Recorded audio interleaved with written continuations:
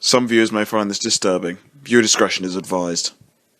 Viewer discretion is advised.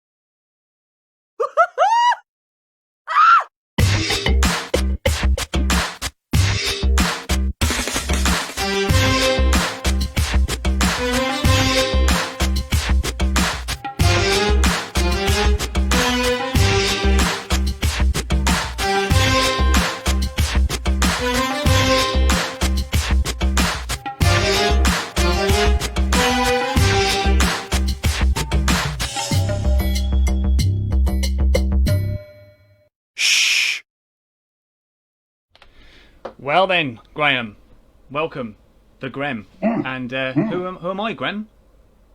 You're Ben, I think. Yeah, last time I checked. Well, Grem, it's exciting tonight, actually. Sunday night, another show, the Ben&Grem Show. We're here. We made it, Grem. And we've got lots to talk about this evening, haven't we? Firstly, my hair. Thank you, Andrew. No, I haven't cut my hair. No, he hasn't been. He hasn't joined a queue yet, everybody. Outside these salons. So. Well, I don't know, Graham. I kind of like it. I'm kind of rocking it at the moment. I've never had hair this long, ever. Have I? Well, it's getting like Elvis. It's like an Elvis, a bit Elvisy. Who else thinks it's a bit Elvisy? No, probably a few people. So, Graham, we're just going to start off by talking to you firstly, because we've got a lot to discuss today, and as you know, we've gone through a few things. We will pick up on those things rather shortly in time. But I want to say, Graham, it's down to you right now, because you have had a busy week, and the viewers have missed you, and I certainly have too. So let's just go straight to you, Graham, and let's hear what you've got to say. Oh, hello, everybody, and welcome to listening to me. We've got quite a lot to discuss this evening. Ben has been quite busy arranging that in between his work.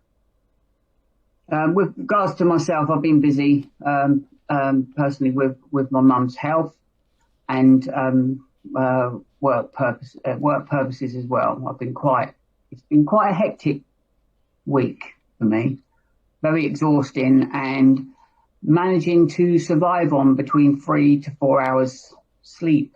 So I'm doing quite well, Ben. Well, that's good news. That's good news. I'm pleased to hear it, Graham. I mean, after all, if you weren't, then tonight wouldn't be a success, would it? Obviously, we need to be at our best. And Graham, I want to, just before we get started with the show, I want to just do something today, because it's a very, very important day today. It's an Independence Day for the Americans, as you probably know, and many of you in the chat will know. And there's something that I want to show for the viewers, Graham. We want to put this out for you, and I think it's really important. It's an interesting message. I think it would be great, actually, if we had something similar within the United Kingdom. True patriotism. What about that, Graham? Well, that's not going to go down well with the loud minority, is it? Well, probably not, but, after all, we need to be proud. Loud and proud. Just bear with me, folks. I'm just going to bring this information up for you. Just bear with me. My fellow Americans, the day is July 4th, the nation's birthday. How are you going to celebrate? Well, some might say that it's no time to rejoice. We have Americans who cannot breathe except on ventilators, who cannot breathe because of a knee in their neck, because of oppression and racism.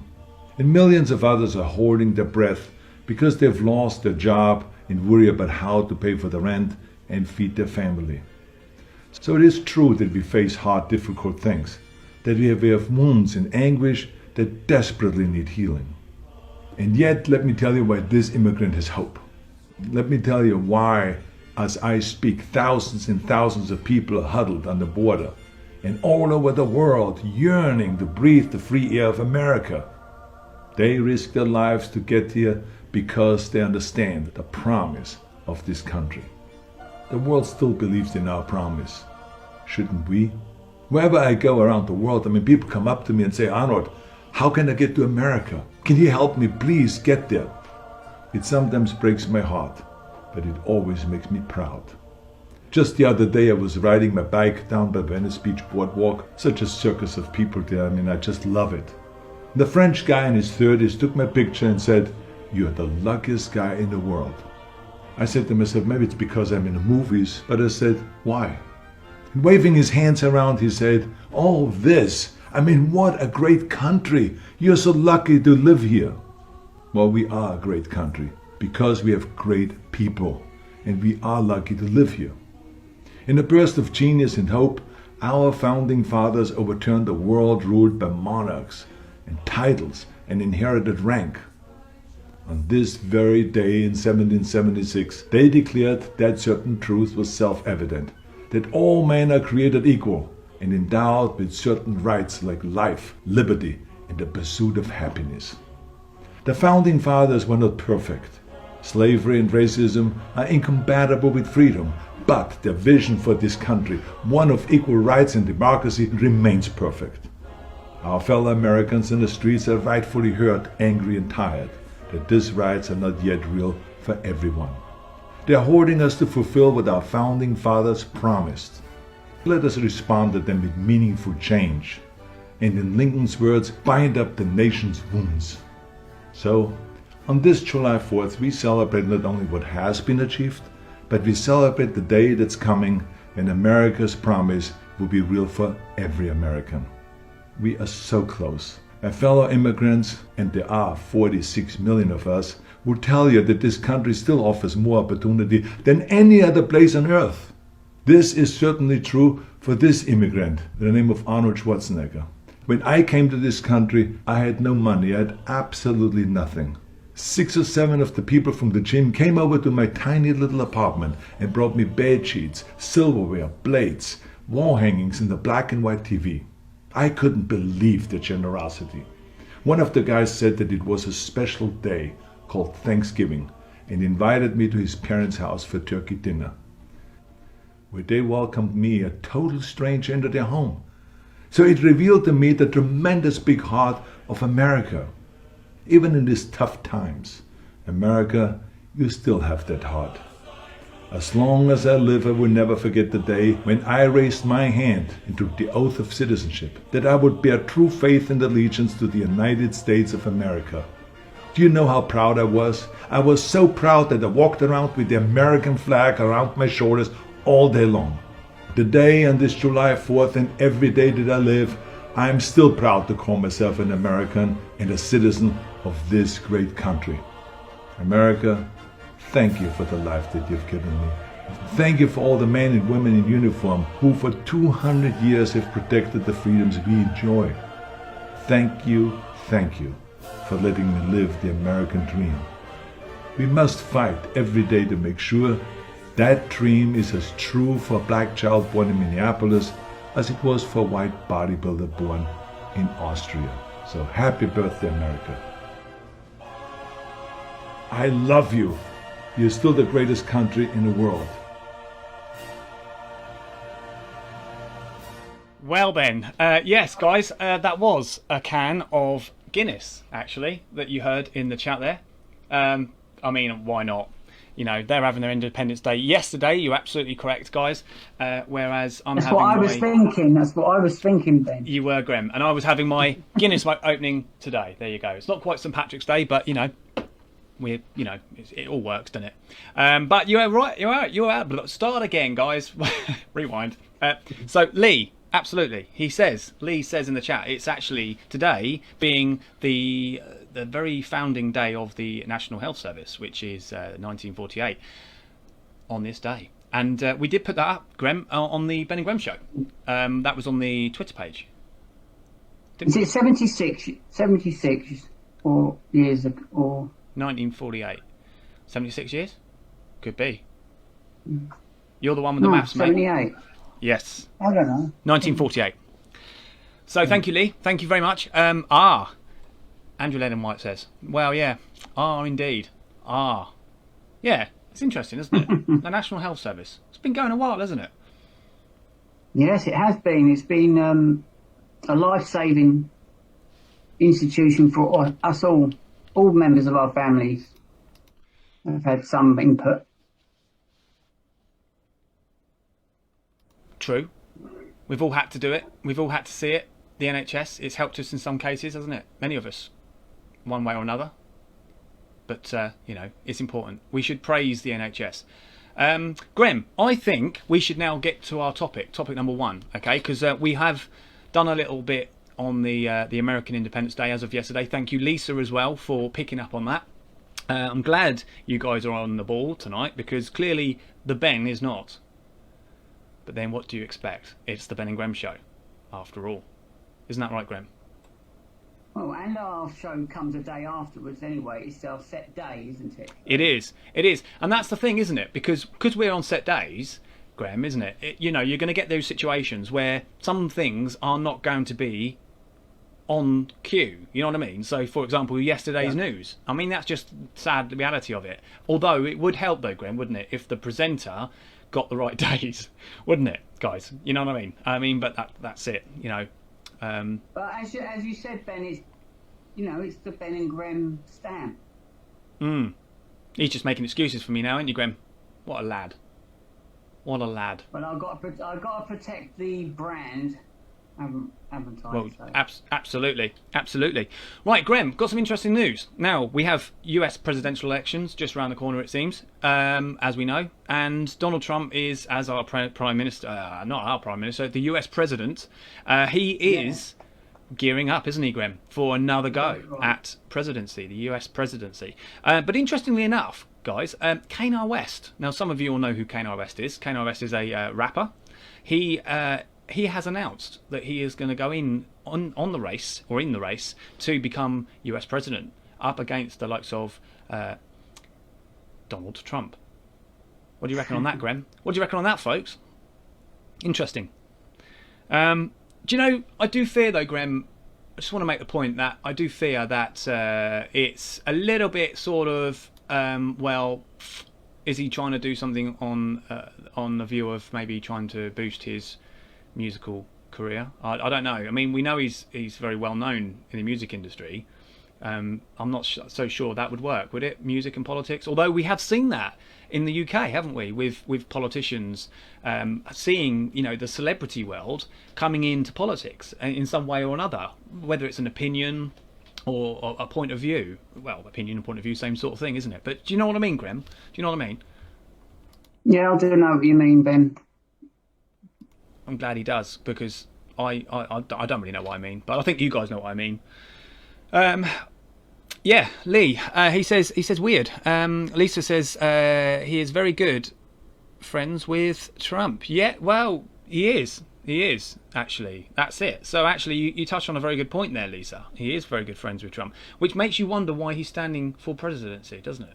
Because ultimately, I'm assuming he wouldn't want to knock, if he had the option to do so, Donald Trump from the perch. You know what I mean? So I wonder what the motive is there. Well, with the leader of political parties in this country, where they normally start, don't they, with about 5 or 6 candidates, and then there's 3 or 4 rounds, and after every round, one of them drops out, and their votes go to someone else. So maybe this is a plan to hopefully move his votes onto Trump, possibly. But bearing in mind, the youth of today, Generation X, as they are called, are normally of a certain spectrum, aren't they, to do with politics? They aren't. They're not centre. They're normally left side politics, no matter where within the West. That's what they are.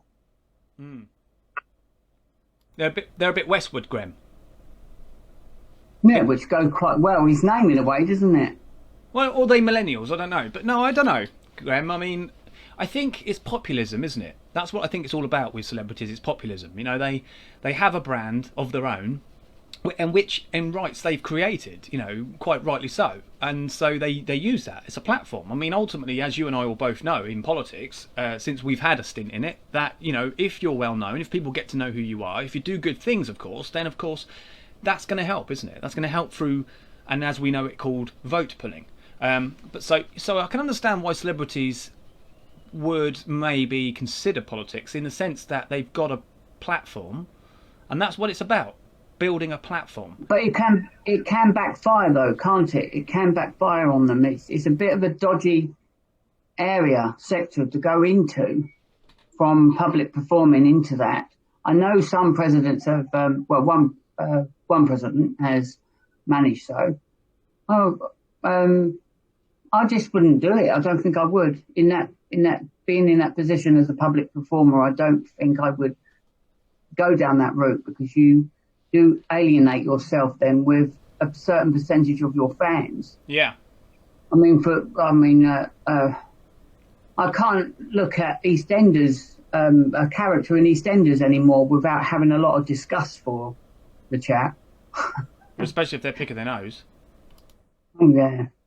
I haven't picked my nose today, actually. I normally pick it and then flick it. Interesting. Is that what you do with your bogies, Grem? Yeah, I don't eat my bogies, I just flick them. Well, I'm afraid I'm going to have to announce something now. I feel like it's important that I say something, and I really don't want to say it, but it's there. It's at the top of my head, or the front of my head, and I feel like... I'm all ears, I feel like I'm going to have to tell people now. Do I really want to say this? It's disgusting. Graham, what do you think? Guys, what do you think? Do I really want to say this on the Ben and Grem Show live?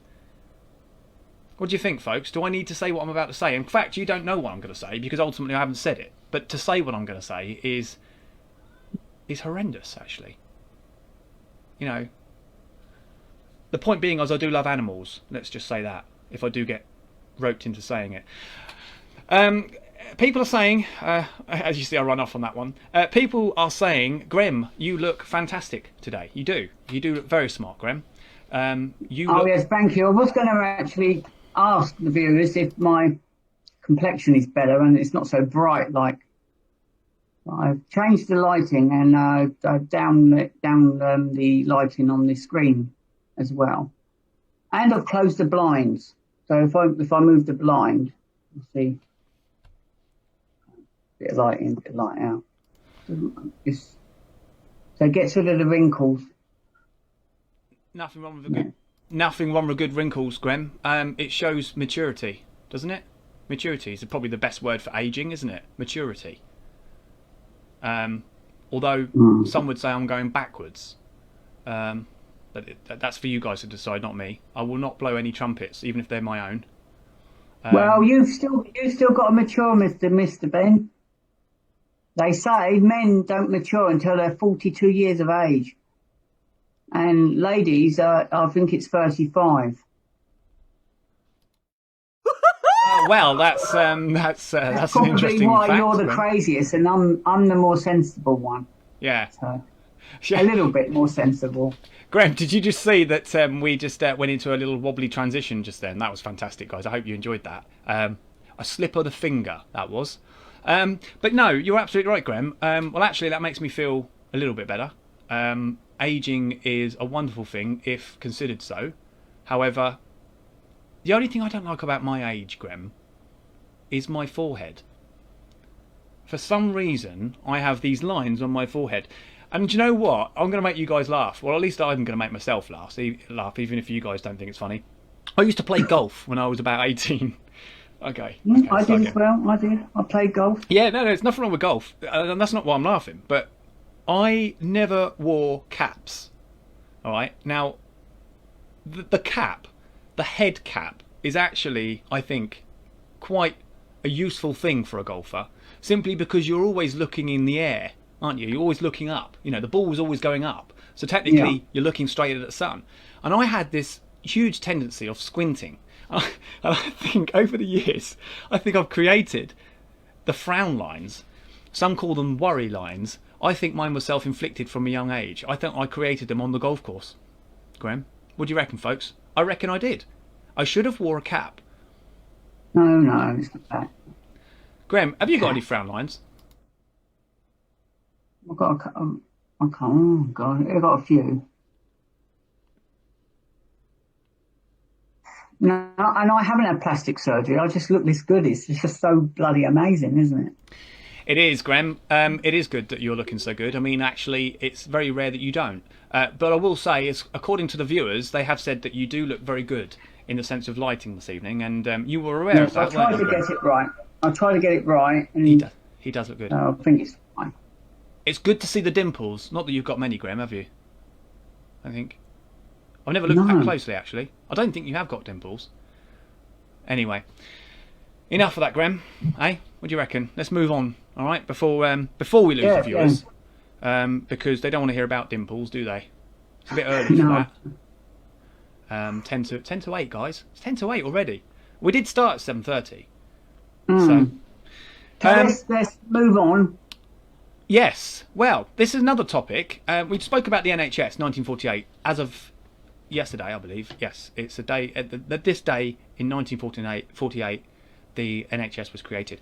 But another point on the NHS, the UK Health Secretary wants to reward the NHS staff, understandably so, for the COVID-19 pandemic. I mean, obviously they have done huge leaps and bounds in helping many of us to fight this horrendous invincible war, some would say.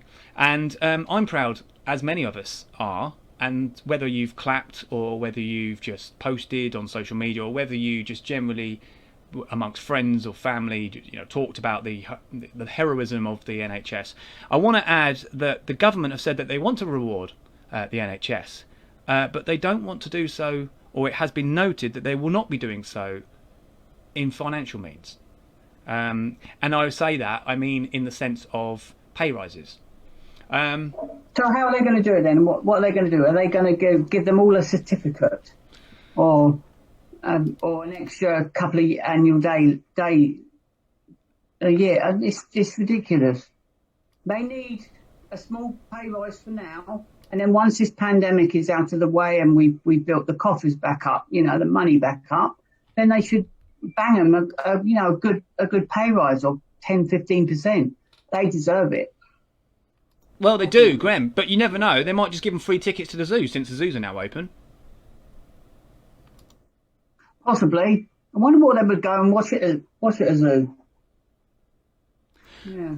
Interesting, that, isn't it? But no, I think there was a little bit of a slap in the face there. I mean, I mean, I've always kind of said to myself, when you come to companies like, or you think of the public sector, like the NHS, National Health Service, and the staff that work within it, you kind of say, well, how much are they worth?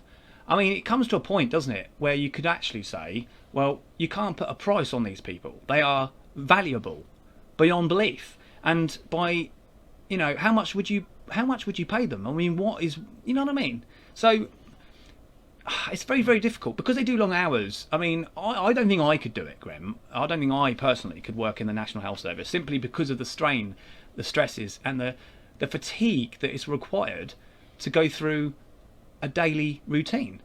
They are put under so much pressure, and I just think even for money, I think there comes a time, doesn't it, where money is not everything.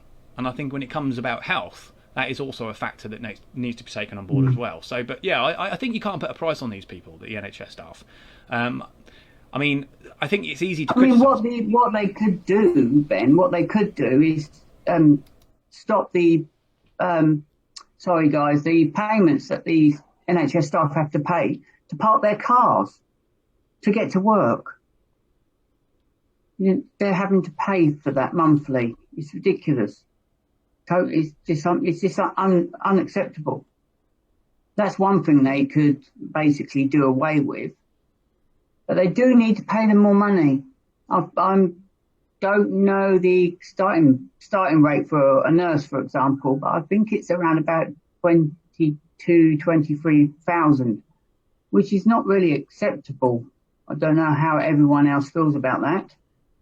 I personally feel that the starting salary should be around about between 27 and 28,000, and then going up.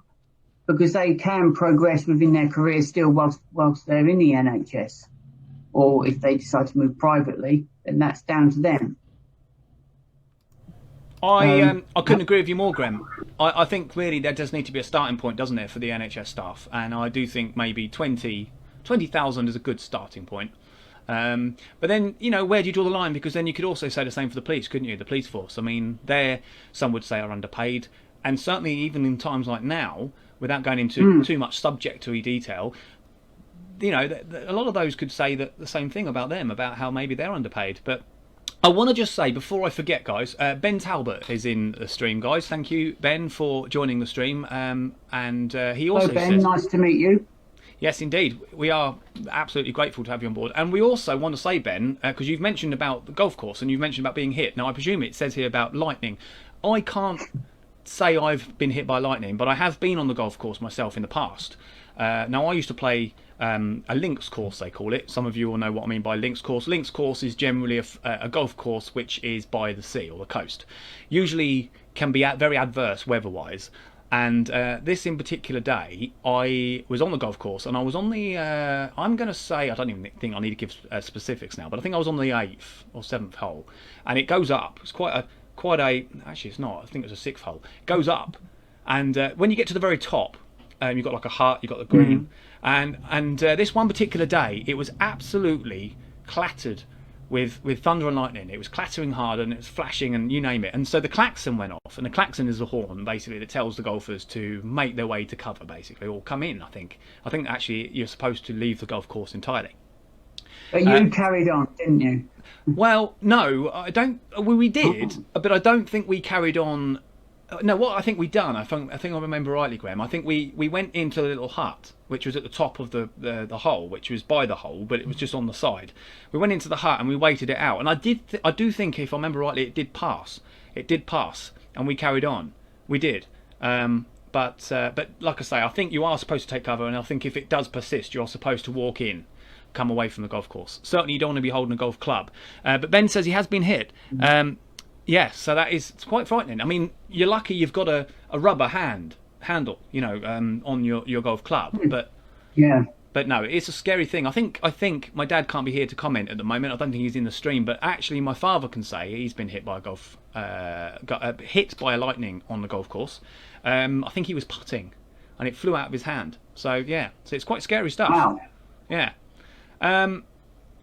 So he says, yes, sound of a horn, and you're supposed to get off. Yeah, you're absolutely right, Ben. Ben is right. Yes, you are. The sound of a klaxon, the klaxon horn, is to replicate you getting off the golf course. There's no messing about. So I think I was probably wrong in what I did back then. I was with a few other lads on the golf course. I think we shouldn't have even maybe just hid in the hut.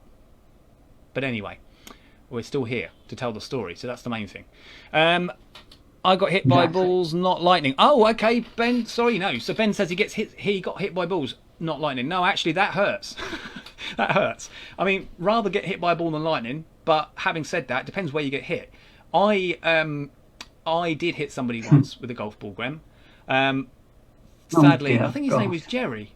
And if you're watching this, Jerry, I'm sorry. I don't even know if I ever told you I was sorry at the time it happened. I think I was so embarrassed and afraid of what your reaction would be. That I just went quiet. But I think, if I remember rightly, I thinned it. Guys, you know what I mean when you get the golf ball and you're on the fairway and you thin it.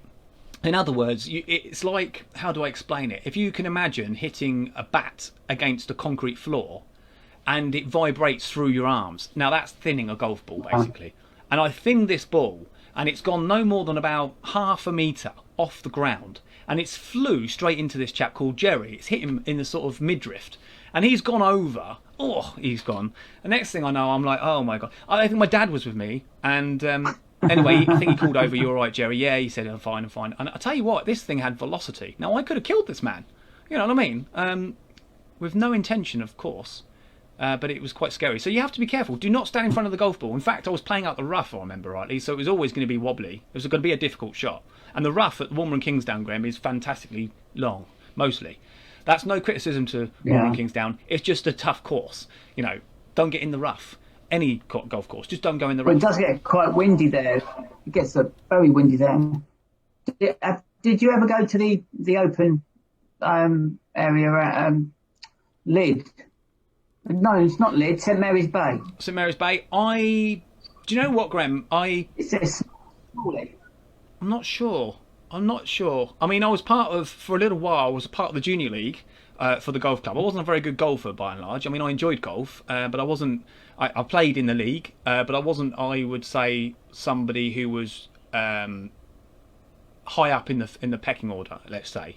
I think I was filling in for somebody that couldn't make it. I mean, but I was fine with that. I mean, it was just an opportunity, and I took it. But I was fine with that. But so we did a little bit of the southeast, golf courses competition for Walmer and Kingsdown, particularly. I'm talking a long time ago now. But yeah, you're right, Grem. I did go to see a professional. I went to see professional golfers in a tour. I think it was. I'm not sure if it was Sandwich. Might have been Sandwich the Open, actually. We're talking a long time ago. Yeah, probably was. Probably was. Yeah. And I met Ernie Els, which was fantastic. And for those of you who know golf, will know Ernie Els, fantastic bloke. Met him, shook his hand. His hand was huge. I mean, if you take my hand, it was twice my size. Honestly, this man is a giant, guys. Ernie Els. Wow. So, yeah. Lovely chap. Really, really friendly chap. Grem, have you played golf? Did you say you played golf? Yeah. I used to play golf. My friend called Sean from many years ago in the first care job that I went into, he got me involved in golf. We used to go to Stone Lees golf course. I believe it's an 18-hole golf course. Yeah, the putting green there is quite nice. And then they updated it as well. Yeah, no, I quite enjoyed it.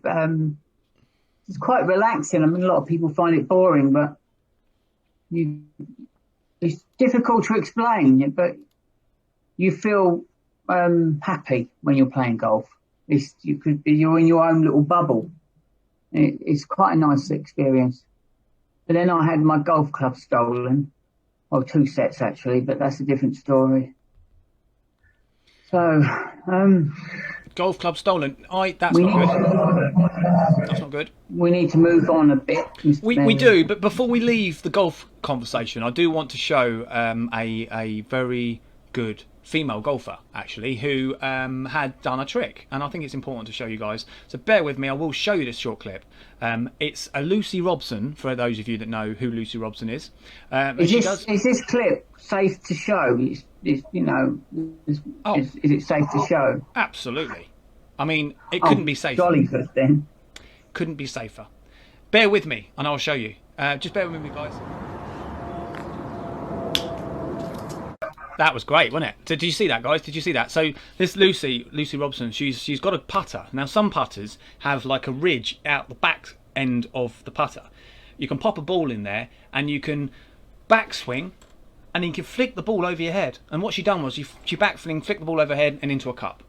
Now what about that for a bit of skill? Yeah, really, really talented lady. But anyway, that's it. Let's move on from golf. But thanks, guys, for bringing the subject up. Interesting subject. Cool backflip. Yeah, it was, Andrew. Absolutely. I don't know if you saw that properly, guys, because when I played the image just then, once or twice, because it was a very short clip, so I played it a few times, as you noticed, but it didn't come through the first time. So apologies for that, but I'm glad you managed to see it. And yeah, absolutely, cool backflip. What else have we got here, guys? We have Lisa said something earlier. Lisa, what did you tell me now? What did you tell the Ben and Grem show, Lisa? She says, she has said, I have worked with them. They are amazing people who are the backbone to keep it going. Yes, she's talking about the NHS. No, that's right. No, it's a comment earlier, Lisa, you mentioned, and I didn't want to forget about it. Grem, we will move on, and we are now on to topic number 3. Now, this is a topic for you, Grem. You know the individual. In fact, we were particular fans of the man some while back. Not even that long ago, actually. But he has changed his stance, it seems, politically. And some things I do agree with and some things I don't. But, of course, I'll leave this up to you. But he has come out, this chap, Piers Morgan. Now, he's slammed. He's been slammed by people for hypocrisy. On the basis of criticising those attending pubs Now we know that the pubs are now active again and fully functional. But in the meantime, whilst doing so, condemning those attending in crowds to pubs, he's actually doing that on the back of making a huge noise for his son, promoting the idea that his son is or has been active within the BLM marches, Black Lives Matter marches. So the hypocrisy is, well, hang on, let's say, is that acceptable? So we get what you're saying, Piers, right? But do we think that it's right that it's okay for one but not the other? This is the problem here. This is the hypocrisy, isn't it, Graham?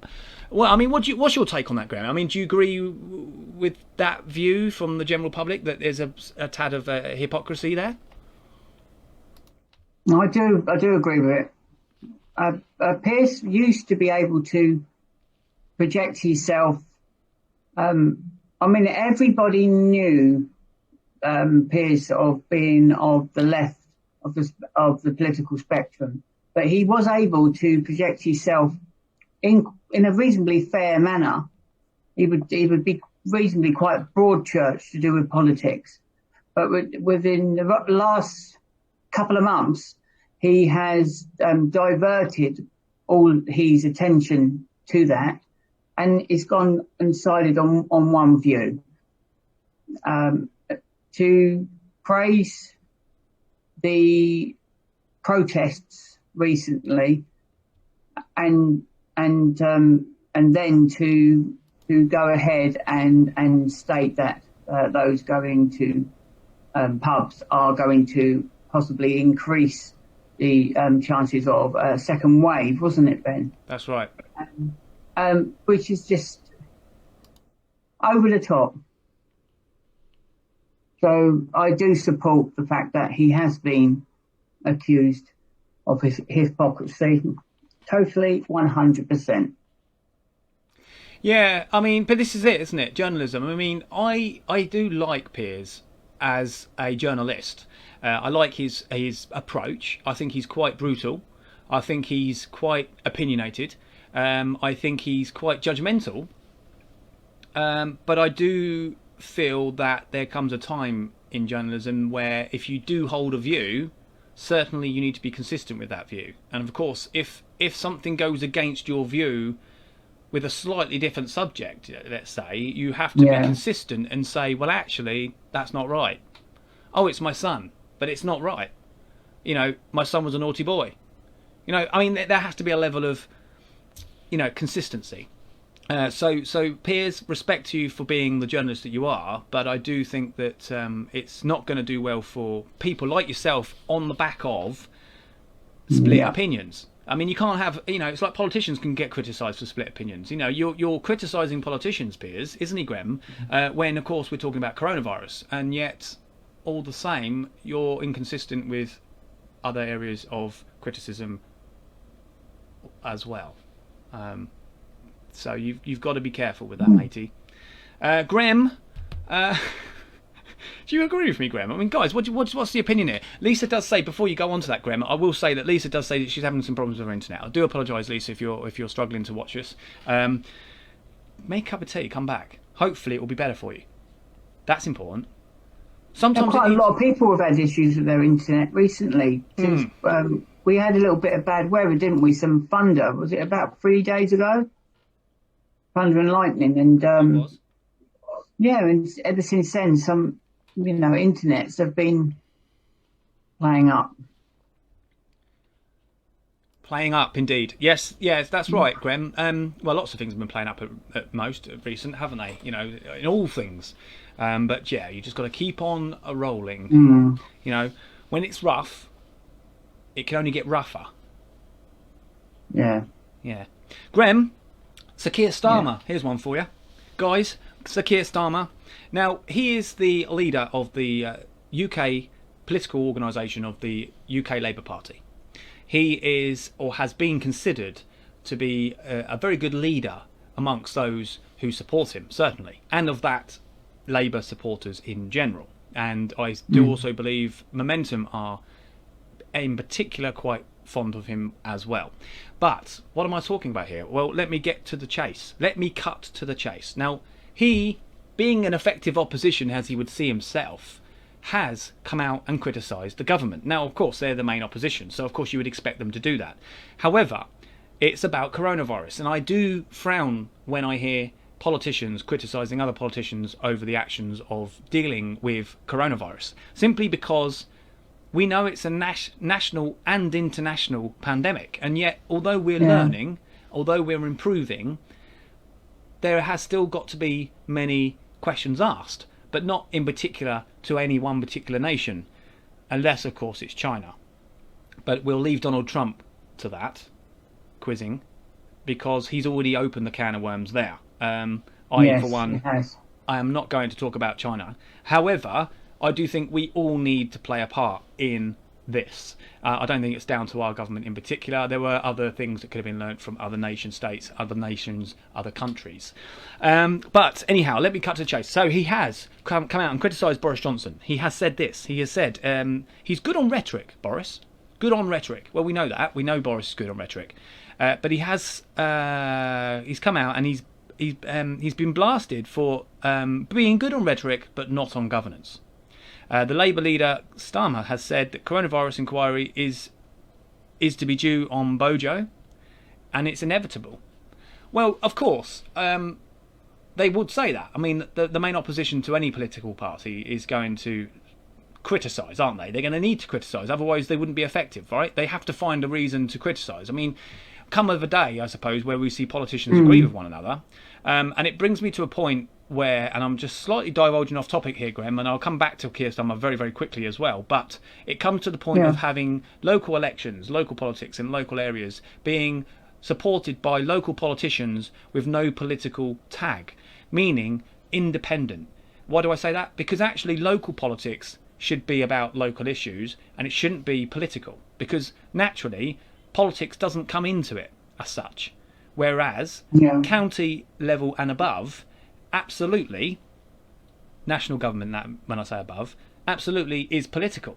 So I do think that there needs to be a little bit of an overhaul in the way that local elections are dealt with, but that's just an opinion, and it might not mean anything to anybody or otherwise care. But yeah, it's going to be political because it's national politics, and of course Keir Starmer has to show some sort of strength against the Conservative Party, and that's his approach. Well, again, I don't know. There is going to be an investigation anyway, because Boris Johnson has actually said once this is all done and dusted, there will be one happening, and it's the same with the likes of Wales and Scotland. Their first ministers, they will also be viewed as well with their decision making. But you've only got to look, for example, at the SNP. Whatever the our government has put forward for them to hopefully take on, they've added 2 weeks to it. Oh, I mean, if that's not playing political games, then what is? What is it? We said that. Did we say that at the same time, Graham? Should we try that again? Then what is? No, what I'm still behind you. All right, one more time. 3, 2, 1. Then what is? What is? I'll carry on. Still too fast. Moving anyway. on. Yeah, but Graham, no, I agree. I have to agree with you personally. I'm sure others do too. Lee says he had to nip off because he had a roast dinner. Duck. Oh. Interestingly. I would nip off too. I wouldn't just nip off. I would run off, Graham. I mean, the thought of duck sitting on a plate. I mean, why would you be hanging around with the Ben and Grem show if you had duck on your plate? Yeah, some things are important. No, Lee, thank you for sharing that. But no, I'm glad you're back. Because if you weren't back, then I wouldn't have seen that message. So thank you. Lisa, she says, I don't know, Lisa, I'm going to agree with you, but not. How can I say this, Graham? I'm going to agree with Lisa. However, I'm not going to read out your comment, and forgive me for that. I'm going to say that he does make my stomach churn a little bit too. Because of my politics, I am not of the view of a general socialist, Labour-looking, outward-looking politic view. political view. However, as I say, you know, as being an opposition that they are, they do need a challenge. I mean, otherwise, why would they be where they are? They have to. That's their job. But I do think sometimes there are times where I think even when criticism might need to be due, that actually sometimes it's better just to say, do you know what? Good on you. I don't think we could have done any better.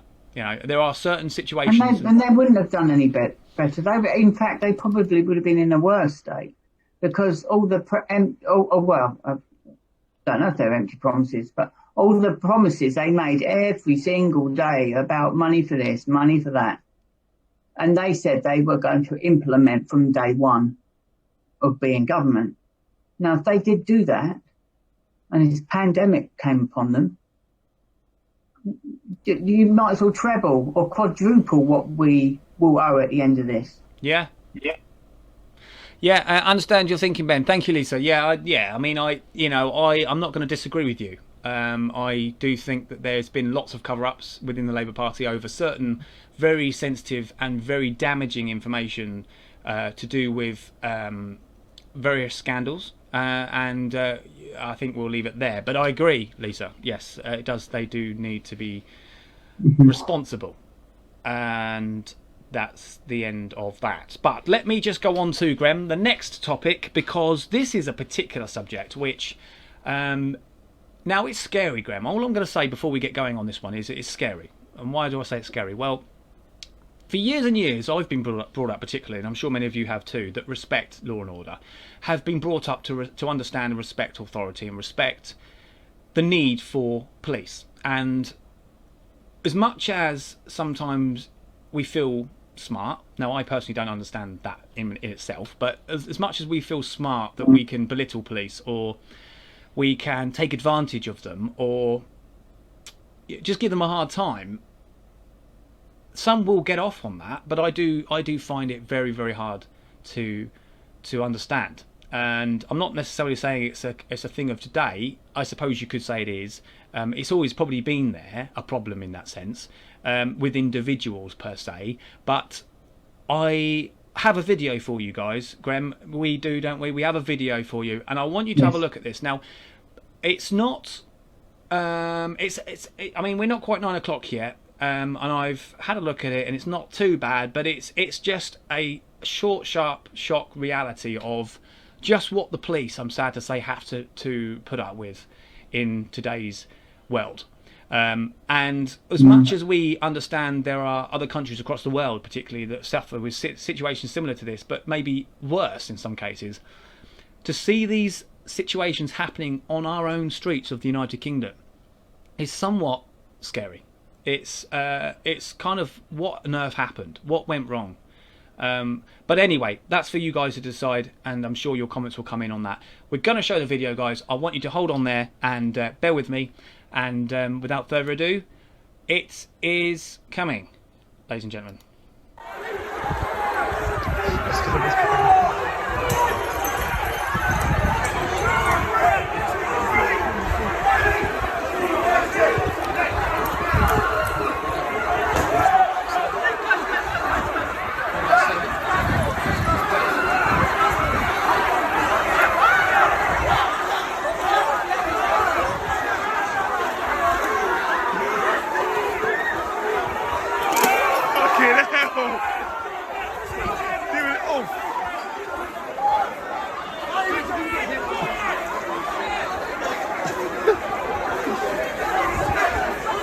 These boys retreated. Is this the police that is supposed to protect us? Apparently so, apparently so, man.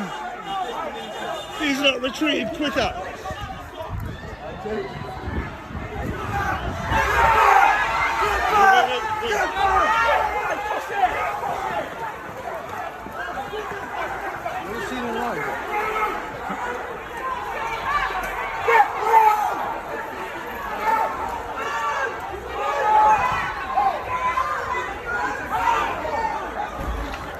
You know what? Where's Cena and Ryan? I don't know.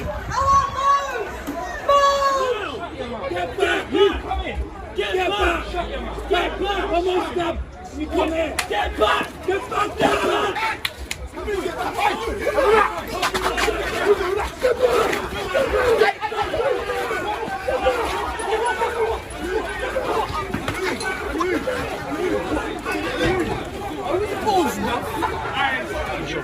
and that's just a little piece of information or visual insight as to what's going on some of our streets within the United Kingdom, and it's very, very sad, Graham, isn't it? They weren't all that bad, actually. I mean, I didn't vet them completely. I just pulled them off from a certain place and gave you the benefit to see them. But let's just say, actually, they weren't all that bad, actually, were they, Graham? Did you watch that, Graham? Did you watch that, guys? Actually, no. Those scenes weren't all that bad, actually. So there's me making a bit of a song and dance about it. It weren't all that bad. Obviously, even the BBC themselves show a little bit more detail than that. So actually, forget what I said earlier. It wasn't that sensitive. But my point I'm getting at is that it's very rare that we see, or at least we don't expect to see in the United Kingdom, riot police in numbers in such a way that we have recently. Regardless of whether it's a march or protest, it's just appalling and very sad to see in a day of the modern world, United Kingdom 2020. But there you go. That's just an opinion again that I hold, and I feel that something's gone wrong and we need to hit the reverse button somehow, somewhere. Something's not right. Grem, we have a few comments in. Lee has said he's seen this from a balcony view in the square. I honestly think they should be rounded up and locked up. There's never any excuse for disrespecting the authority. Yes, Grem, he's right. He's right. Exactly, he is very right. Yeah, I mean, they need to become tougher. Police need to be police. They need to enforce the law. That's what they're there for. And to be ruled by a group of people because they are being pulled in onto this to display this sort of behaviour to the police officers is unacceptable. They're just jumping on a bandwagon at the end of the day from a group that is trying to get their message across, and then you've got those individuals out there that are just taking it to another level. It's unacceptable, and they need to be dealt with harshly. Just go in hard. End of. Go in hard. Yeah, very hard. Exactly. But Graham, I do fear that having recent calls of the police to be defunded is quite scary. We know we spoke about this in the last show, didn't we, last week? And the thought that actually people could be possibly considering the thought of defunding police would be mad, absolutely ludicrous. In fact, most people have always said that they feel that the police need more financial resources, and certainly I think with the ever-growing population in the United Kingdom and ever-growing tensions and various different... And there is sorry to interrupt you, Ben, there is a YouTube video going around from America. It's a trooper, a police trooper, and he said a funny thing happened to him today. Him and his colleagues were called to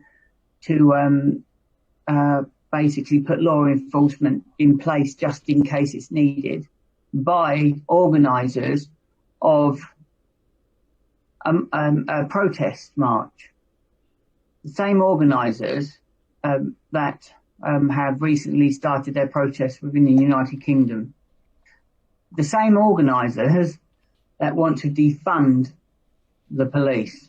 And he just found it hysterical that they asked him and his colleagues to go to assist them, but they don't want them. Couldn't have said it any better. Grem, the Grem, aka Gremstar, is absolutely right. Couldn't have said it any better, Grem. I absolutely agree with you.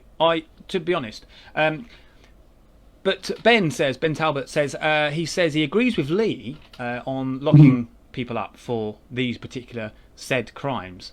But of course, because we're talking of mass numbers, and Ben's right in a sense, he's saying about police cannot do so in such a way because of our prison services are full. They're very under pressure, and that is true. Yes, I mean, you would hope to believe in a modern day world that if those are convicted of criminal activity to such a level, that actually their record would suggest that, and actually going forward in society would affect them in conjunction with their record. And I know that system already happens, but what do I mean? What am I trying to come to? Well, the fact is you go for a job interview. Now, you don't get police checks necessarily unless it's a particular type of industry. Yeah. But I think maybe there should be calls for. And now some people might say it's against our liberty and so on and so forth. But actually, maybe there should be calls for individuals being background checked at any level of employment, so that if they are clean and with a record that is not necessarily 100%, but a record that might be waivable. For example, okay, they've been caught by the police a couple of times. They've been cautioned for a few things, but on the employer's discretion, would they then take them on? But I think that these employers need to be aware of it, because in a way that could be a way to kind of raise awareness to those who might commit crime, to make them realise that actually it's not just a night in a cell, it's not just potentially or not a few years in prison, but actually it could be a lifetime of difficulty financially, because I might not be able to get a job.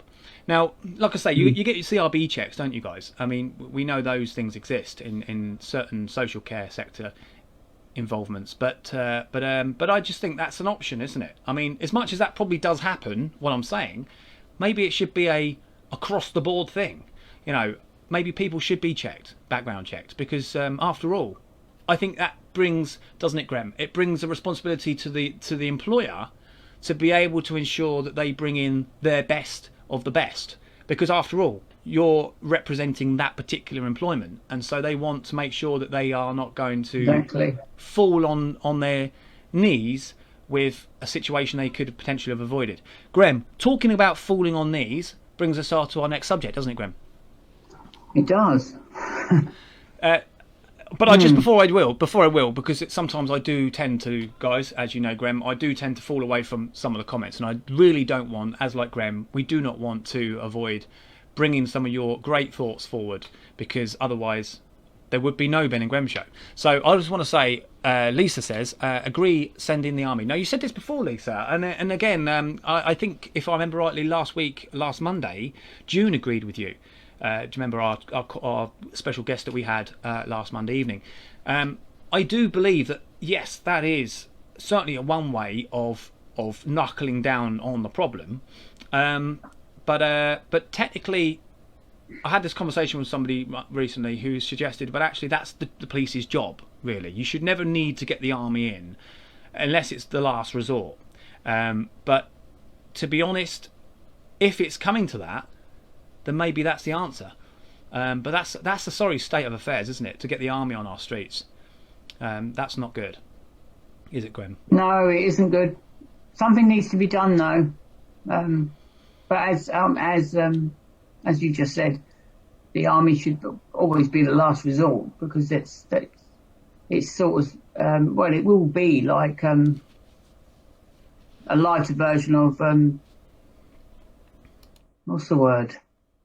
What's the term? Martial law, and because they will have some power, won't they?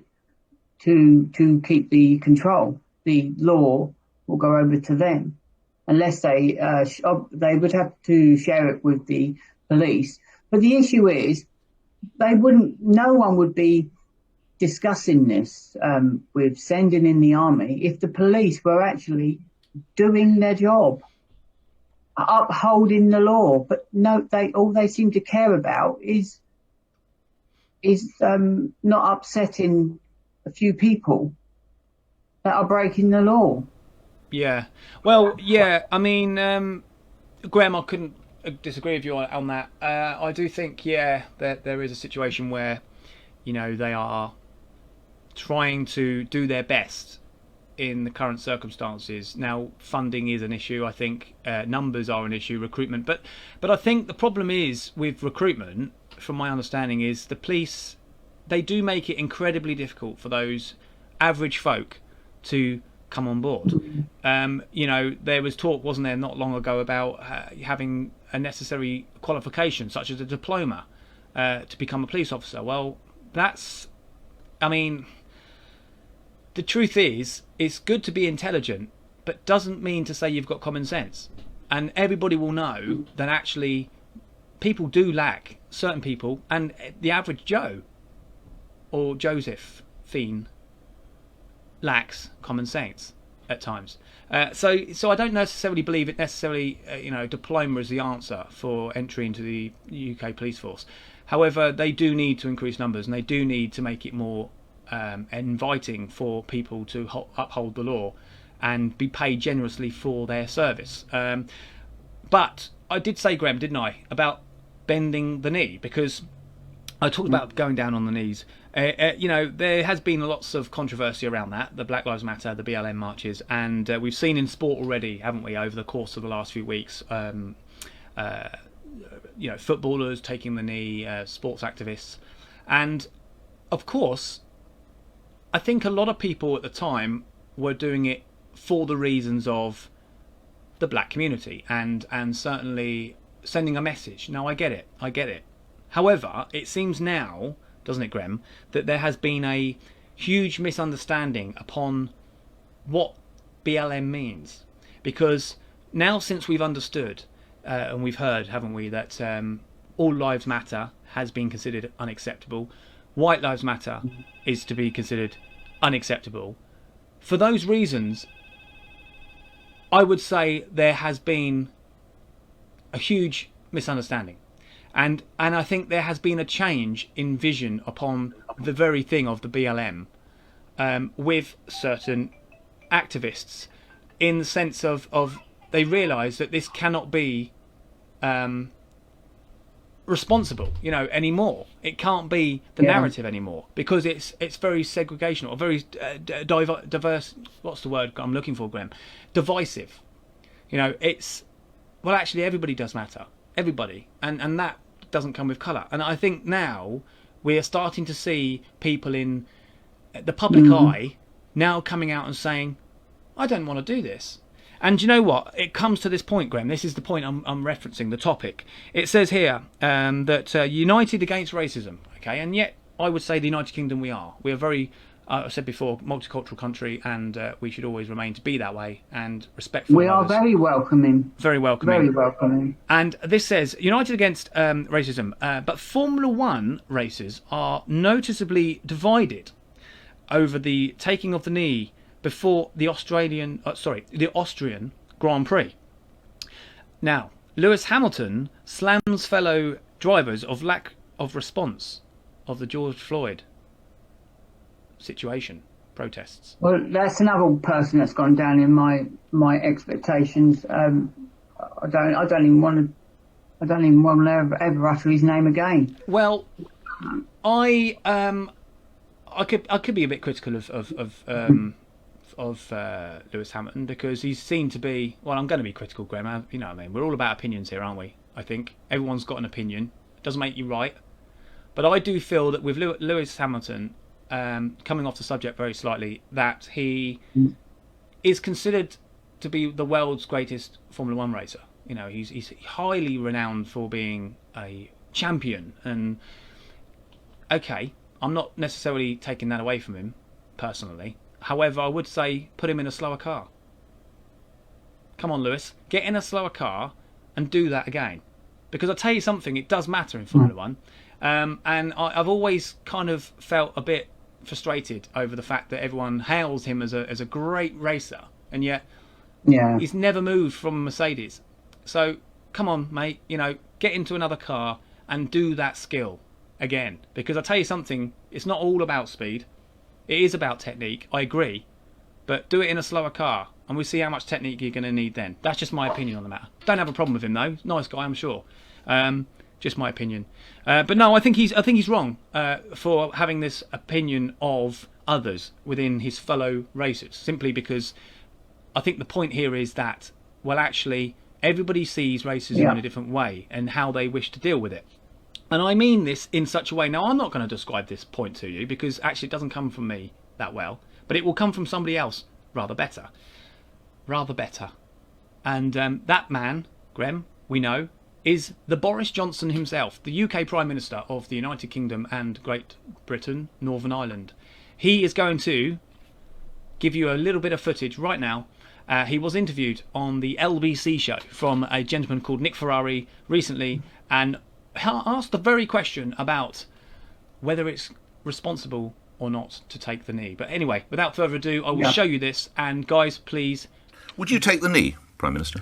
Look, what I want to do is do this is substantial. A yes or no, well, let me give you my answer. I don't believe in gestures. I believe in substance. I believe in doing things that make a practical difference. So if you look at what this government has done over the last few years, look what I did when I was running this city. I massively increased, for instance, black representation, black and minority ethnic representation in the Metropolitan Police. We increased the proportion of recruits. We had an active programme to accelerate promotion for great black police officers. And I want to see that happen across the country. And what we've seen in the last 10 years is more young black kids doing the toughest, crunchiest subjects in school. Yes. We've seen more young black kids going to some of the best universities in this country, and that's what I want to see. I'd rather see a story of championing success and talking about the opportunities that we can open for young black people. That's what I want to see, and I'd much rather work on that. But of course, there are injustices Yeah. that we need to rectify, and there is prejudice out there. Of course, there is prejudice out there, and we need to fight it. Prime Minister, are you a Raab or a Starmer? Would you take the knee? Dominic Raab, your colleague, would not. Sir Keir Starmer, your opponent, would. I tell you what.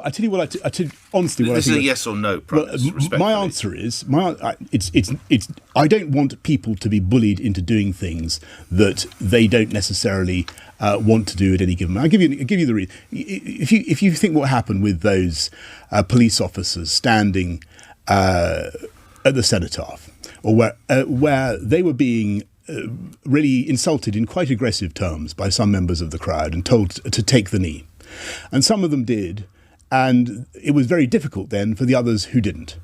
And that's my position. I think it's very, very important that you don't do things that make life difficult or embarrassing, particularly for people who are... As senior officers have said, officers should not take the knee because it's not safe for their colleagues. And I understand that. And you agree with that? I do agree with that. Okay. I do agree with that, indeed, Nick Ferrari and Boris Johnson. And I'm sure, Grem, do you agree with that? I do. Yes, and I'm pretty sure those in the viewing also agree with it. If you don't, please say so. Please say so, because, of course, this is about mixed opinions. It's not about one way or another. We're all here to bring our opinions forward and talk responsibly and respectfully to one another. But yes, yes, I would say that there has been a real problem in common ground on the very subject, and I do think until we become aware of everybody and everyone in a sense of all areas, whether it's colour, reason or rhyme, I think only then can we be a better person in ourselves. And I don't think we need to build ourselves up on politics or a group-led opinion. Some would say sound bites, Graham, wouldn't they? Yes, sound bites. Yes. But there you go. Yes, so taking the knee, it's not a thing that the police are particularly in agreement with. I think in that situation in London, I would give them some credit in the sense that they were outnumbered, maybe. Under pressure, yes. Influenced in such a way that never should they ever be influenced, of course. What I'm trying to say is they were maybe intimidated. It's something that should have been addressed prior to them actually attending to police the event, because the kneeling was going on before that anyway. So the relevant officers should have been sent in number. They should not have knelt. They should not be siding with any view from any sector. They're meant to be neutral. The same as the Prime Minister, the same as a leader of any political party, should not directly be siding with one specific side in a situation like this. They should not be doing so, and the only reason why they do is for votes. Is to they feel the need that they've got to bring that in. It's just not correct. No, it's not correct, Graham. It's not correct at all. I agree. Couldn't disagree with you. I'd like to, Graham. Can I agree? Can I disagree with you at least once, please, tonight? I mean, it's getting on my nerves. Actually, it's getting on my nerves. Right, next topic. Now this is a different one for you. Similar in sport. We are still sticking with sport slightly. And Bernie Ecclestone, everybody. Now, some of you will know Bernie Ecclestone has become a father again at 89 years of age. It's recent news. His partner has given birth, which is at 89, Graham. Can you imagine being a father at 89 again? Wow. Yes. I mean, some would say it's not fair, on the children. I mean, simply because, well, let's just say 10 years down the line, you're 99. And whether you're still around, I'd like to believe he would be, like we all wish for a long and prosperous life, but he'll be 10 or she. And you think, blimey, they're going to lose their father early in their life. And it's sad in a way. Is it unfair? I don't know. What do you think, guys? What do you think, Graham? I don't know really how to answer that one because of who he is. He could, for example, turn up to the primary school gates or elementary school gates, and no one would batter an eyelid because of who he is, because of his tenure in society, because of he is that person. Yeah. But if it was Joe Bloggs down the street who was, turning up to pick up their daughter from school, straight away people would be, oh, well, your granddad's here. No, that's my dad. And there's going to be a lot of ridicule there, isn't there, for the child growing up in that respect, because they are just Joe Bloggs. But someone like him, with his following that he's got, I don't believe it would be an issue. Maybe they would have to handle the children differently in regards to the age of the father, because as you just said, in 10 years or 15 years time, he may no longer be here at a part of the child's life that is extremely important. Extremely. So it's a tackle for them to contend with, but with their experiences and the friends that they have, the finances that they have, they'll be able to contend with that, I believe. I think the child will be fine, but not for Joe Bloggs down the street. Yeah. I mean, I suppose, yes. I mean, just to add to the point here, Graham, Andrew Leonard White, thank you again for your time and comments this evening, and thank you for joining the show. He has said, what has he said? He has said, he has said, no, go for it, go Bernie, congratulations. Well, yeah, I mean, I suppose the only thing you could say about somebody at the age of 89 bringing in a new life to the world is they're not in their particular time of life where they can do a few laps around the field with them. I mean, I suppose there are certain areas of the child's youth that maybe could in a sense be lacking due to the fact of the age, but I don't necessarily believe that makes him a good or a bad father. I don't necessarily think that makes him not possibly able to be a father, a good one at that. Yes, he has got financial resources, I mean that's regardless, but you don't need necessarily have to have lots of money to be a good father. You just need to be responsible and caring and do what's right, I suppose you could say, by your children. But no, I mean, yeah, why not? I mean, but you do hear stories, don't you? I mean, even like, you hear some stories of people having children, females having babies quite late in life, and similarly, Is it right? Is it wrong? Well, what's right and wrong about that, really? I suppose it's an opinion, isn't it? But no, good luck to him, and I hope he and his family are hugely overwhelmed and very happy about the near to distant future to come. Indeed, Grem. What have we got here? We have some more information for you guys. Bernie has been on TV loads too, and so the kid could watch him on the reruns. Yeah, that's really interesting. Daddy on the TV. Yeah, I mean, yeah, that's great. Actually, Graham, I mean, you picked up something earlier, didn't you, about, whether, there could be a bit of criticism by youngsters within schools, friends or foe, questioning, oh, is that your dad or is that your granddad? I mean, yeah, I suppose that might happen, but actually, if they are educated enough, or at least you would hope to believe they would know who Bernie Ecclestone is. I mean, actually, that's pretty cool as well, isn't it? It is. The child's got a good start in life. Yeah, absolutely. So, yeah, maybe it's not all that bad. No, but good luck to them. Good luck to them.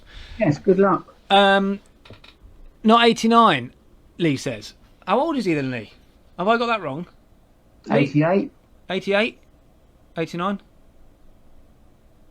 I do apologise, folks. Well, he's in his 80s. I must admit, I thought that was a bit old. I did think that was a bit old. Judging by the photo I saw of him, he didn't look 89. But then again, who looks their age these days? I mean, Graham, you look 15. 15? No one would believe you if you told them how old you are. And I'm not going to ask you to repeat either. I leave it there. I don't want to think it myself. Well, yeah. Well, at least you haven't got... Actually, I quite like this camera, guys, because you can't see my track lines. I mean... Well, you probably can actually. Now I've pointed them out. You're probably come looking to think about it, the track lines of the logo behind you, they're very similar. Yeah. They blend in. Yeah, they do actually. Maybe that's why. Maybe that's why I've done it. Maybe we should lose a little bit of our logo and just have your head there. Yeah, maybe. Graham, I want to thank you for putting those track lines in place. Because it's fine. It's protected my track lines on the head. I do the best. I do my best. Thank you very much. With the limited resources that I have. Absolutely. He says he still wants more chicken. Children. That's nothing to do with chicken, is it? He said children. He always said children. Where did I get chicken from, Graham? He wants more chicken. Chicken licking? I don't know, mate. I don't know about that. Well, no, he doesn't. Yeah. No, he wants more children. He always says he wants more children. Oh, well, yeah, why not? I mean, in there, my son. Yes, Well, you got to be honest. He's doing well, isn't he? Really, he still picks them up. Good lad. Yeah. There's another way you could look at this. Zlatan Ibrahimovic, next topic. Zlatan Ibrahimovic is correct me if I'm wrong, he is a footballer, I know that true. But I think he's Swedish. He's a Swedish footballer, and I think he's about 35, 36. I think he's of the same age, approximately, or thereabouts, to Lionel Messi and Ronaldo. Might be more closer to Ronaldo, actually, but they're about the same sort of age. In fact, I think he's a bit older than the two of them. Now, Zlatan Ibrahimovic had a bit of a stint in America. He is now playing for a football club called AC Milan, who still believe in his qualities at his age. I mean, AC Milan are a big club. But Zlatan Ibrahimovic, the reason why I want to pick up on him is because of just how good he is, even today, with the football ability of his age. He's still scoring goals, formidably. And I just want to make that point, guys. So, Zlatan, congratulations. You are still going strong. And you are in the league of the Cristiano Ronaldos and the Lionel Messis. Or Lionel Messi, depends where you're from. Yeah. Lionel or Lionel? Lionel? I mean, you don't say Lionel Richie, do you? Mate. You say Lionel Richie, don't you? But I suppose it depends where you come from. No. But I suppose he is Spanish, isn't he? Maybe that's why. Spanish. It's the accent. Anyway, I don't know. It's not important. Graham,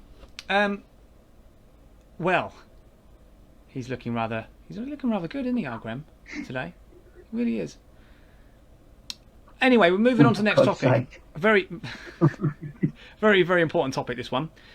It's about Turkey, ladies and gentlemen. Courtesy of Russia Today, you can see the information on their website. They have discussed or put out an article about Turkey, and Turkey is dramatically built an anti-ship cruise missile, and it's passed its final tests, and it's basically been able to hit a target of some distance of 200 kilometers away. Wow. Which is a huge amount of distance. And it's apparently said to be that the country's defence industry has said that it's expected to adopt this military intervention or military tactic shortly. So, yeah, anti-ship cruise missile. That's pretty scary, guys. I think I've got a photo, actually. I think I'm going to show you what I mean by this. Bear with me, because it's a bit of a beast.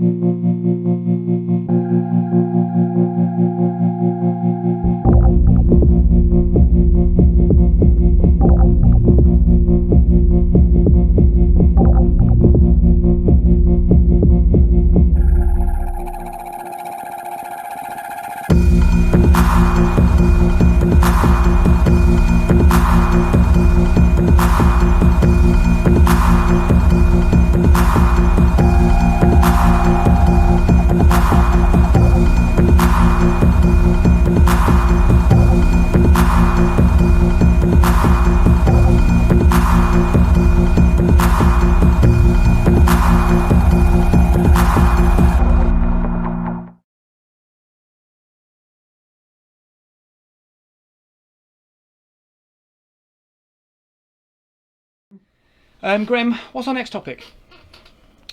We've done turkeys for Christmas. Turkeys for Christmas. Yeah, we have. A Russian cosmonaut, that's a word, isn't it? Has taken pictures of the brightest comet in 7 years as it passes close to the Earth. And there's a photo that will back that up later. So basically, the Russians have found a comet quite close to the Earth, a very bright star, you could say, and it's remarkable, actually, the vision. It can be seen by the naked eye, it's been said, or had been seen by the naked eye. So I will show that to you guys. It's interesting, that, isn't it, Graham?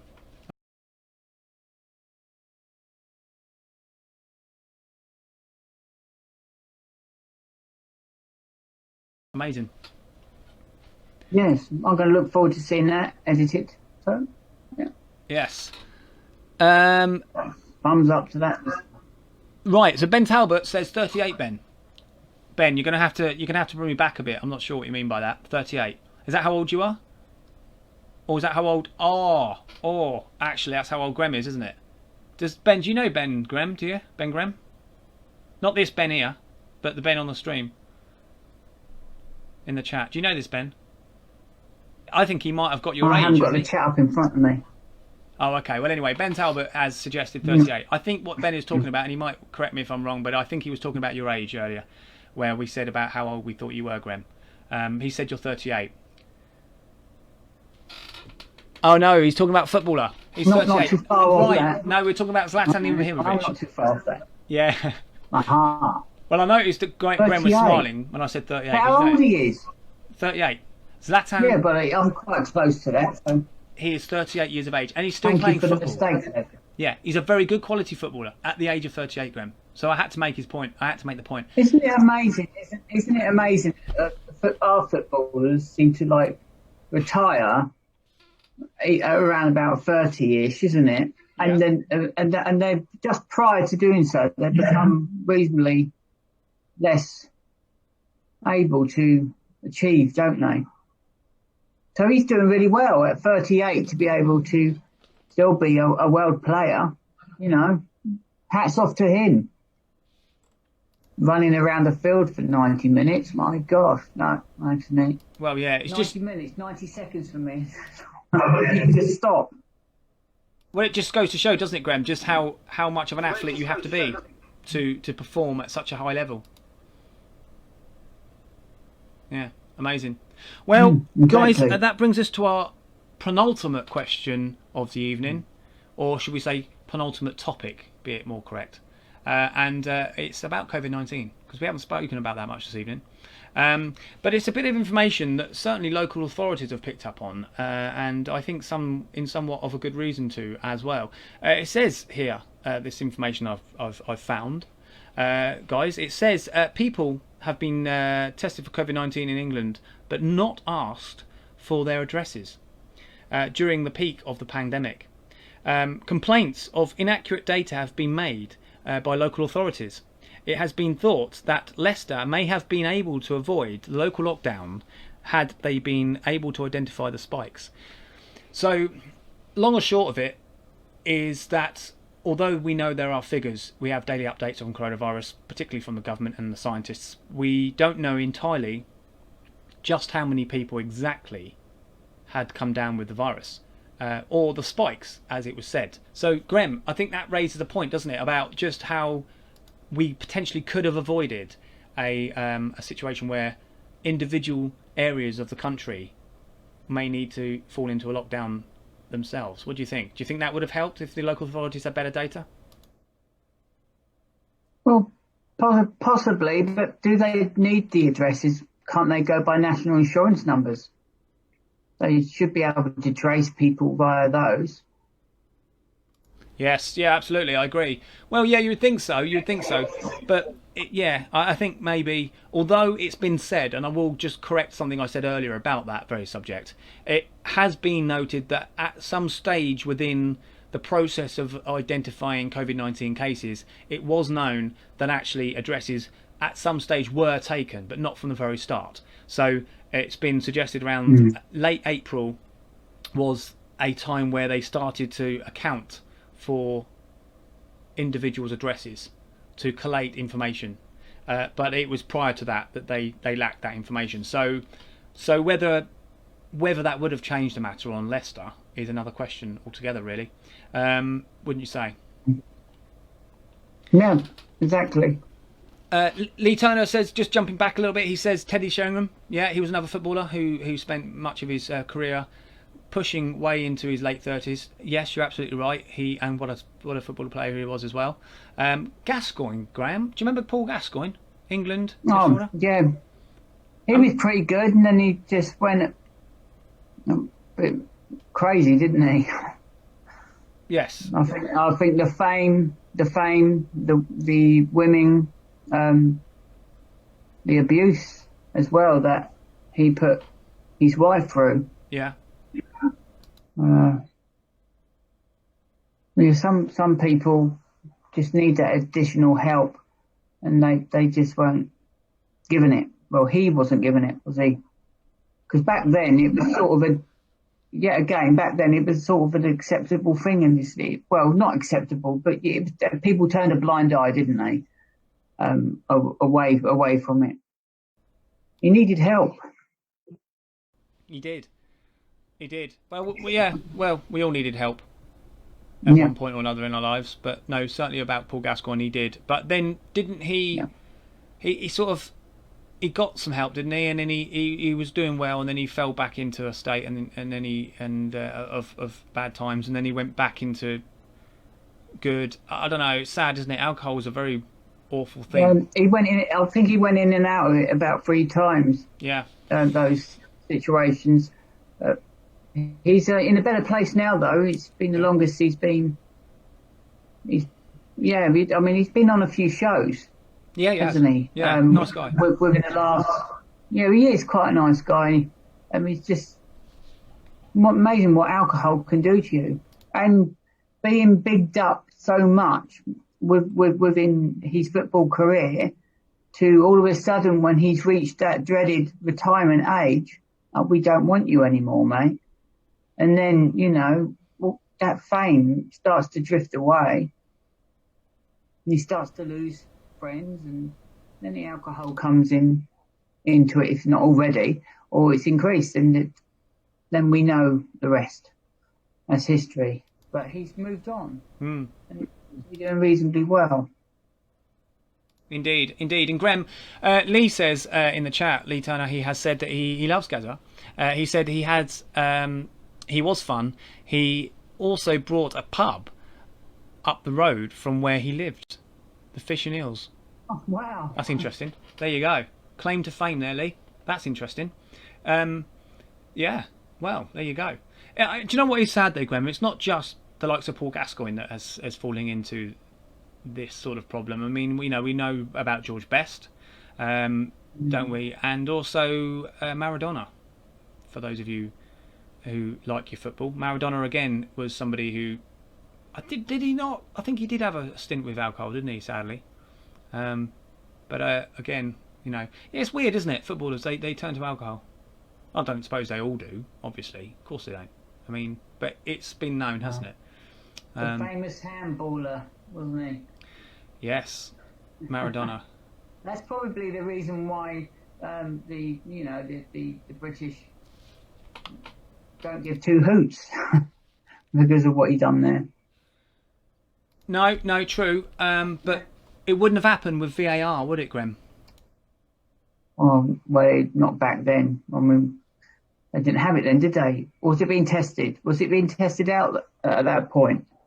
I don't even think it was thought of, Graham. But do you know something? I think if actually somebody had done it quite like he did back then today, I don't think he would have just got away with overruled no goal. I think he probably would have got sent off for that.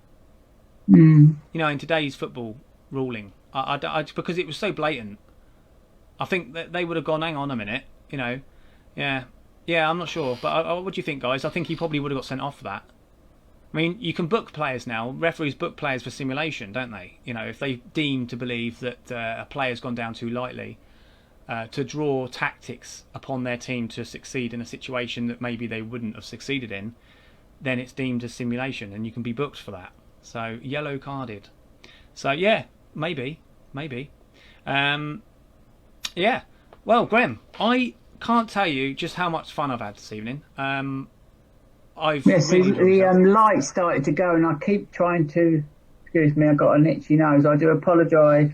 I can't help it. I've been trying not itch that all filming. It's irritating.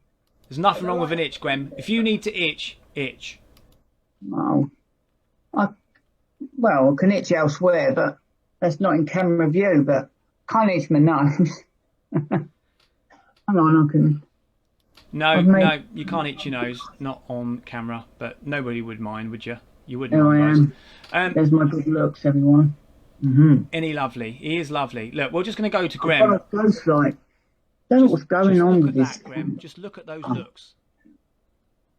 You're all dark, mate. Your background's all dark. Yeah, I know. I'm a dark person. I'm a dark horse, Graham. Well, look, guys, it's been fantastic. We've really enjoyed ourselves this evening, as like always. And tomorrow evening is the Monday night show where we have our special guest. Same time, same place, 7:30. And we hope every single one of you will be available to join us. But again, thank you. You've all been a great star again this evening. We've enjoyed the company. And Graham, a few words from you? Yes, thank you for joining us, and it's really appreciated. We enjoy every one of these episodes, and I hope you do as well. Thank you for coming along and joining the ride with us. Please share all future advertisements to do with Ben and Grem upcoming shows, and just spread the word.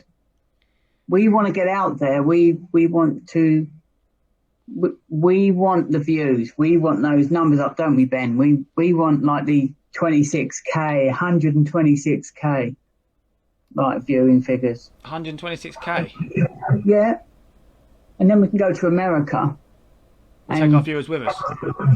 Oh yeah, take them all on holiday to Oprah Winfrey or something if she's still doing it. Yeah, why not? We'll go on a tour bus, eh? A Ben&GremShow tour bus. Ellen DeGeneres. Yeah. Yeah. Well, we were going to go, Graham, and we are going, guys. But there is something I just want to make a point about, because somebody has said in the chat about VAR. We were talking about VAR, and he has said that. I'm sorry, I always do this, guys. It's the encore. Should we call it an encore, Graham? We'll call it an encore. Yes. So he says VAR. If we want to talk about VAR, let's talk about how much of a farce it is. Well, actually, you know, yes, Lee, I have to agree. I don't think the technology is a farce. I think it's the man operating the tools, or woman, all right? Because obviously it's mixed sex that operates these tools. It's not just men or women. And why I say it the way I say it is simply because they are not using it to its full capacity. What do I mean by that? Well, they are checking it, of course. They're checking lots of different things. But they're not flagging it up with the referee, necessarily, when they see something, however significant or insignificant. My point also is that if they believe that something's not right, the referee can overrule it. And I think this is where there is a problem with VAR and it needs to be rectified. For example, referees, they will run over to the little screens sometimes, but sometimes they won't even check it at all. And you think, well, hang on a minute, you've got the technology there and they'll use it. If there's any shadow of a doubt from any football team on the opposing side questioning any situation, go to the screen. I mean, you know, it can't be a problem about match time. Oh, well, we don't want all these added minutes on the end of the game. Actually, but then, well, why are we taking drink breaks? You could say. You know, we're taking drink breaks. It really doesn't make any difference. It makes a lot of difference to the average football fan or otherwise team to see a justice prevail. You know, a situation become fair, true, reasonable. You know, there's nothing worse for any footballer or football fan to see their team lose a game through unjust. It can't be reversed, and it can change lots of things in football. And it is just a sport. I understand people go, oh, it's just football, what we're talking about. But actually it means a lot to a lot of people, you know, and there's a lot of money involved. And people's wages as well. And it just needs to be correct. Why, if something can work well, then why not allow it to work? Why not fix it to work well? Why allow it to have faults? There's no need for it. There is no need for it.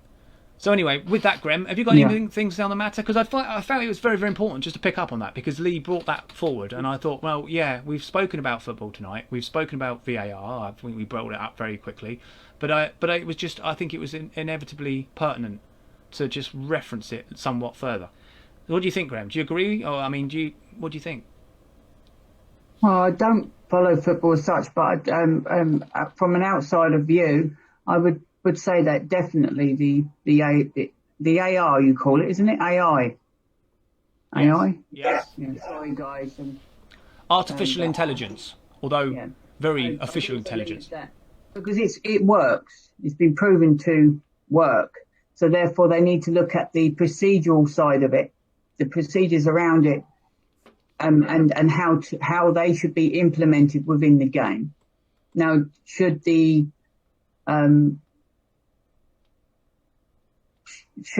be some sort of warning light flashing or a bleep sound or something to alert someone?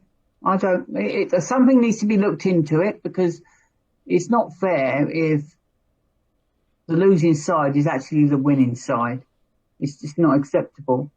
It's not acceptable, Graham, but you do raise a very good point on the subject of alert. Now, referees, and you'll know this by a recent game that was played since the lockdowns relieved in sport in particular, where a ball went across the line, but the referee had said that his watch never vibrated, so he didn't take action.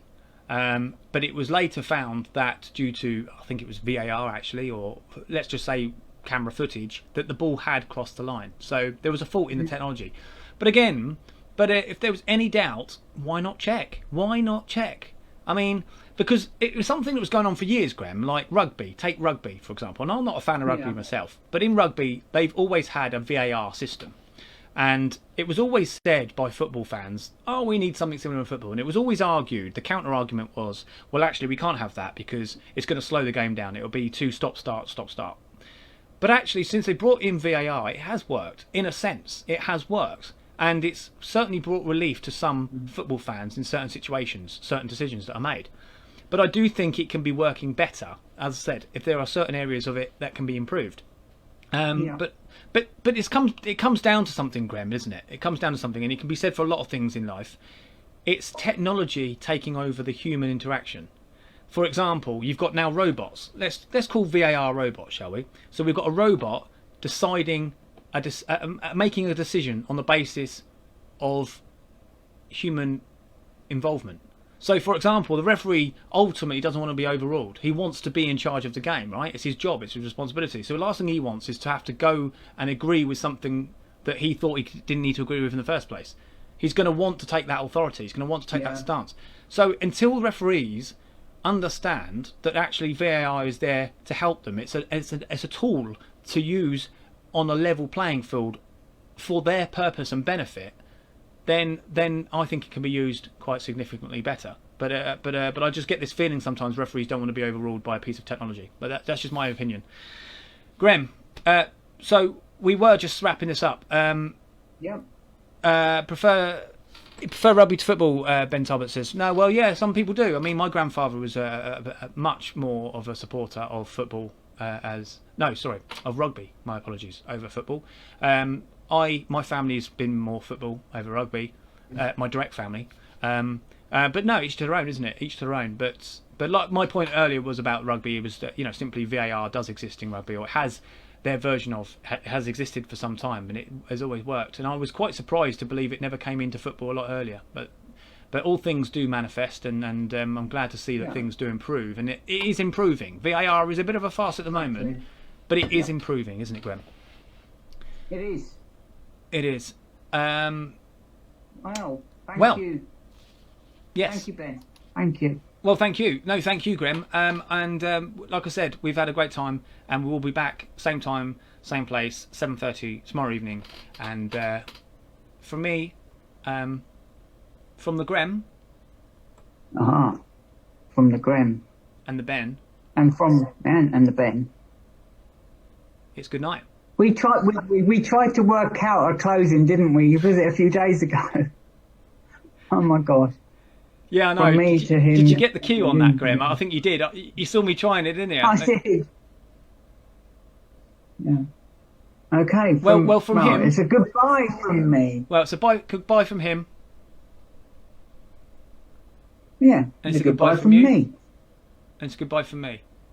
Yeah. Anyway, enough of that. Good night, everyone. Have a good evening. Stay safe. Thank you, everyone. Thank you. Wash your hands. Yes. Eat well. Sleep well. Yeah. And friend everybody. Good night. Right, take care, guys. Thank you.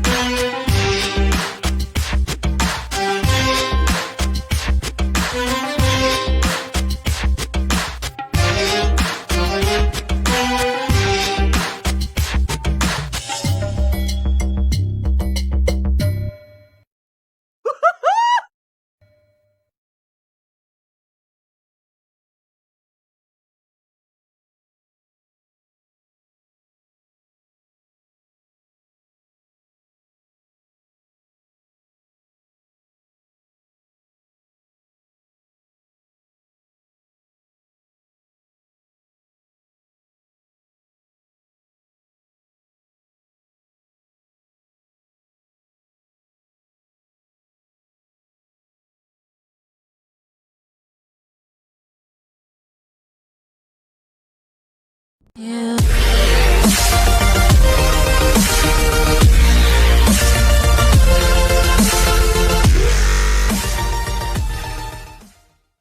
A big game between two of Italian football's most recognisable names. Lazio chasing their first Scudetto in some 20 years. Milan, last league champions back in 2011. But for them right now, a European return is the end of season objective. Shh.